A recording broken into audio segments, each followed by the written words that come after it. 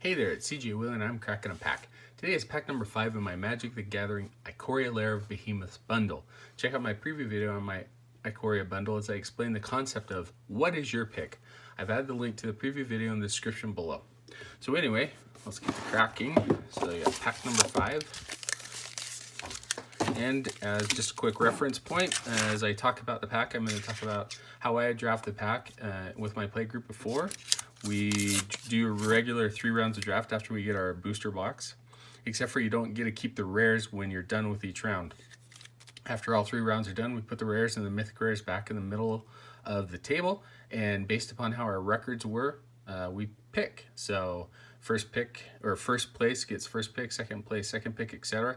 If you see my preview video, I got Luca, Loris, and a showcase. I think it was the Sultai Triome. But anyway, as I go through these cards, I'm going to really look at them from a casual, and let me stress casual, the Magic Gathering point of view. I think it's a unique way to look at the cards, and not always will the rare be the first pick. Most often we pick the uncommon or common because that's the card that we will be guaranteed to keep. All right, zoom in here and let's get started. Lava Serpent, 6 mana, 5 and a red, creature, elemental serpent. It's a 5/5. It has haste and cycling for 2. This card is surprisingly okay. In the red-white cycling deck, it makes the cut because you can cycle it for 2 mana. And even if you don't cycle it for 2 mana, you get to turn 6, you play a 5/5 haste. This comes out of nowhere, and yeah, it beat me a couple of times. Outside of draft, I don't know, or sealed, I don't know how good it is, but surprisingly, it did okay. All right, Plummet, 2 mana, 1 in a green. It's an instant, destroy target creature with flying. We've seen Plummet a ton. I think in this particular set, with a couple of the really bomb mutate flyers at all different levels of rarity, common, uncommon, rare, mythic, rare, Plummet is a good card to have in the sideboard to take out a surprise mutate flyer that's gonna just wreck your world. Capture Sphere, 4 mana, 3 and a blue. It's an enchantment aura, has flash, enchant creature. When Capture Sphere enters the battlefield, tap enchanted creature. Enchanted creature doesn't untap during its controller's untap step. I didn't like this as much as in previous formats, mainly because mutate triggers still happen, and even though the creature is tapped down, there are a couple of ways to kind of get it untapped, and then there's vigilance counters running around. So Capture Sphere didn't quite do it, and I felt blue was a little weaker in Ikoria than in other drafts. Next we have Serrated Scorpion. It's 1 black mana Scorpion. It's a 1/2. When Serrated Scorpion dies, it deals 2 damage to each opponent, and you gain 2 life. I like Serrated Scorpion quite a bit. It's an easy 1-drop creature. It's a 1/2. It might get an incremental damage, but when it dies, which it's most likely going to die, it's going to deal 2 damage, and I'll gain 2 life, so a 4-point swing. It's a great creature to mutate on as well.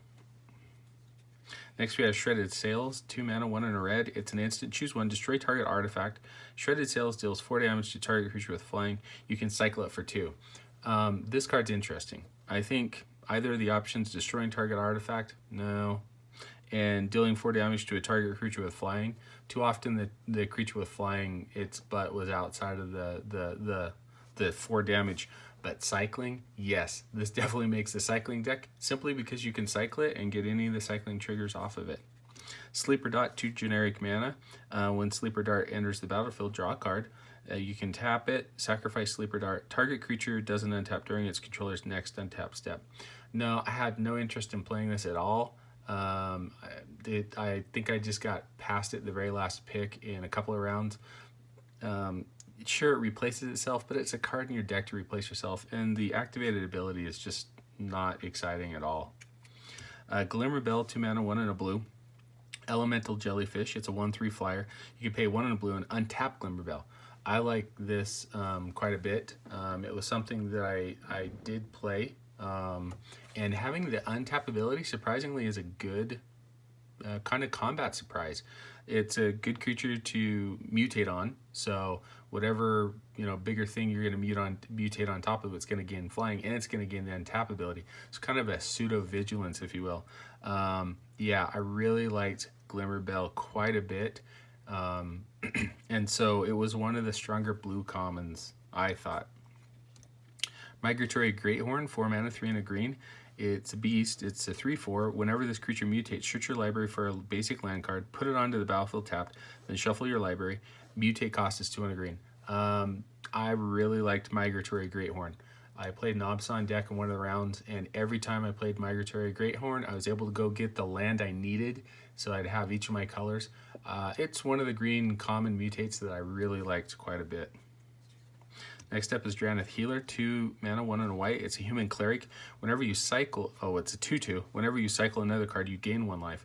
It itself has cycling 1. This is a little bit, in my opinion, weaker in the cycling deck, but if it's like your 22nd, 23rd card in draft, I'm fine with it. I mean, it itself's going to cycle, and if you need to play it as a 2/2 creature, you're going to gain incremental life because you will be cycling a lot in either the red-white cycling deck or the Jeskai cycling deck. So, Zenith Healer, okay, not the powerful common you want, but, you know, it works as a body, and it gains you incremental bonus as the game goes along. Excavation Mole, 3 mana, 2 and a green. It's a mole. It's a 3/3 trample. When Excavation Mole enters the battlefield, put the top 3 cards of your library into your graveyard. I wanted to like Excavation Mole. In fact, I played it, and I think I played it in my Obson deck that I was talking about one round.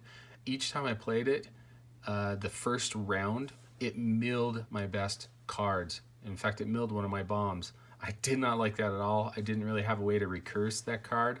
And so in the next 2 rounds, Excavation Mole was gone. Even though it has trample, you can mutate on top of it. Now the mutated creature has trample. No. I did not like it in this format because I wasn't really in my decks wanting to mill.